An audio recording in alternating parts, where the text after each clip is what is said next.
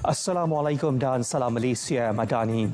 Jabatan Bomba dan Penyelamat JBPM mengesahkan dua anggotanya antara 55 rakyat Malaysia yang masih gagal dihubungi akibat banjir besar yang melanda Sungai Botikoshi, daerah Rasua, Nepal awal pagi semalam. Sekian berita semasa Malaysia Madani, kesejahteraan dinikmati. Assalamualaikum.